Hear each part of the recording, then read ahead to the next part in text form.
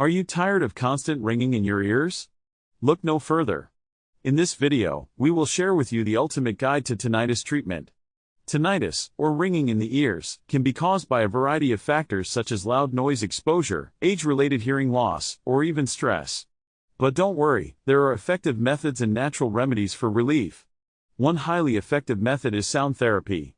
By introducing external sounds to your ears, such as white noise or nature sounds, you can mask the ringing and provide temporary relief.